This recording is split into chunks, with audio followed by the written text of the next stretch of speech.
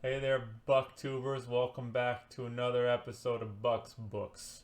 Today I'd like to talk to you about Never Cry Wolf by Farley Mowat.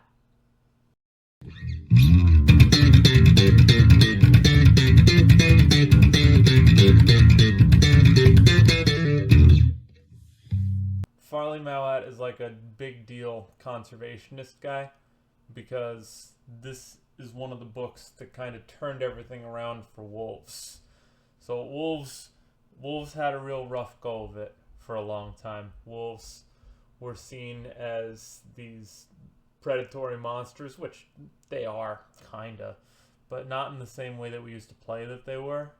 So we had all these government initiatives that were devoted to wiping out wolves because we were convinced that the fewer wolves there were, the better everything is. More recently, we have found out the opposite is true in terms of the ecosystem. Farley Mowat is like if Yossarian from Catch-22 was a biologist. It's a great book. It's very funny. I'm told that it is almost entirely fictionalized, and there's a lot of controversy surrounding that, and I wish to be clear that I don't care even a little bit. Doesn't matter. Our boy Farley was studying wolves in an era where they were shooting wolves from helicopters. This was relatively recent. They were doing this in like the 50s. In the mistaken belief that because there were too many wolves, wherever there were wolves, we arbitrarily decided there were too many wolves in another effort to demonstrate that we know better than nature, which has never worked, not even once. And so we would just drill these wolves from the sky. So all these wolf corpses were just piling up in the woods, and for some reason, the local ecosystem became destabilized. I don't know. So our boy Farley talks about how he was avoiding work, trying not to do anything, trying to just sort of lay around and collect grant money when he could. I think he might have been interested in studying bugs at one point, but not super interested in it. I don't remember, because I read this in Death Valley, and that was like 2 months ago now. And this has just been on the back burner. And then I didn't get the chance to review it on Bugs Books because the first month was October and I was only doing spooky books. And then this month has been NaNoWriMo, and I haven't had a chance to get away from it or do anything until now. It's the 23rd. So this is the first chance I'm catching my breath, right? So I don't remember what Farley actually wanted to do. I don't think he actually wanted to do anything. I think, like, if he hadn't been living in the 50s, he would have just been a gamer who just, like, laid around and scratched himself and crushed Mountain Dew Code Red. But instead, he became a biologist, and he was trying to do the same thing. And the Canadian government forced him to go study wolves. So they just kind of put him in a plane, and they give him all this equipment that he doesn't know how to use, and they just airdrop him in the middle of the Arctic alone. He doesn't know what he's doing. He agreed because he had no choice, and then everyone around him demonstrated just a complete inability to do their jobs. So he's in the middle of this frozen lake, totally cut off from civilization.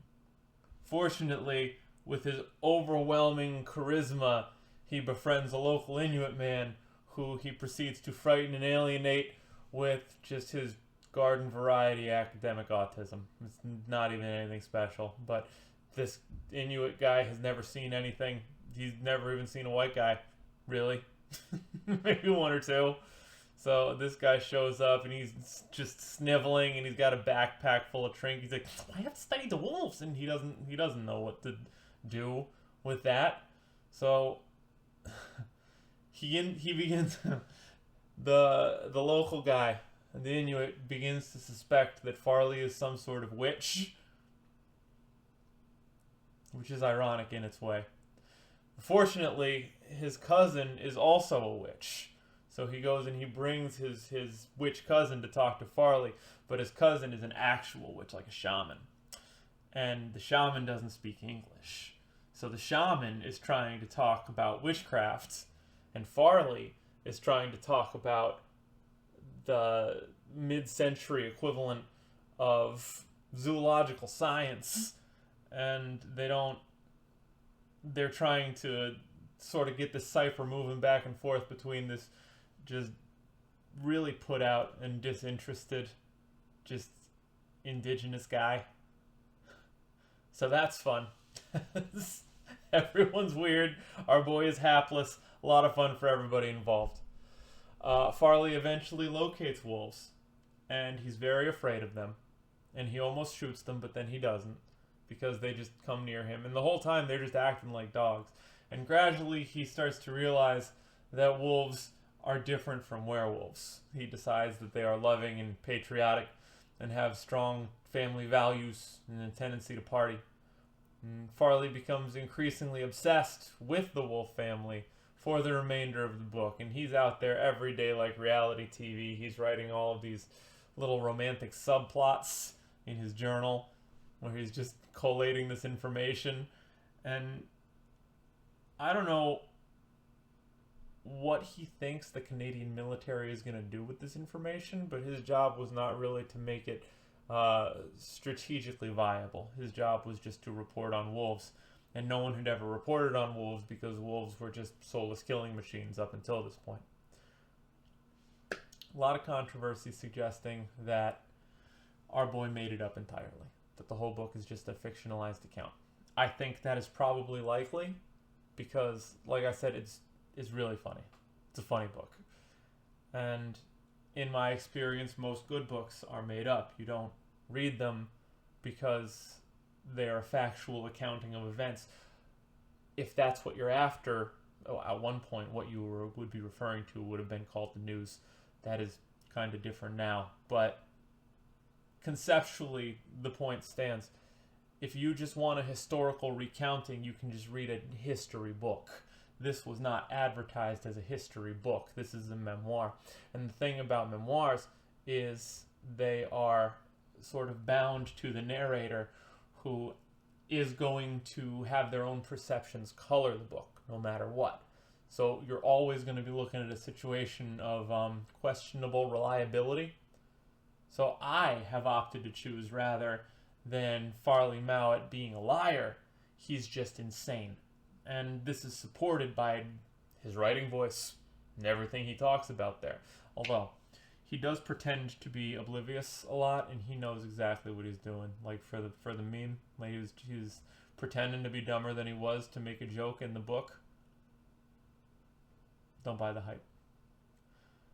It's an excellent story. It was poignant. It was hilariously written. It did wonders for rehabbing the reputation of the wolf at the time. Prior to this, again, wolves were just monsters. And in real life, they're just big, smart puppies who might kill you. But technically speaking, all big puppies might kill you.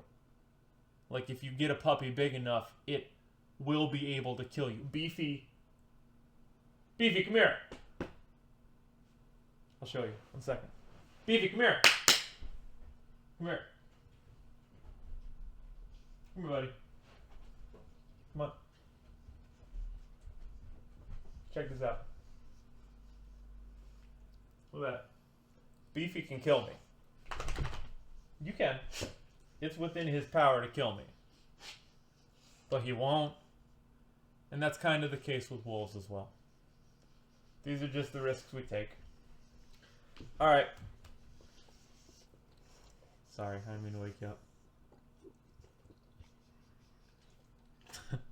This can be a short one. I'll catch up with you soon. I might just do another. Like, follow, subscribe, you know.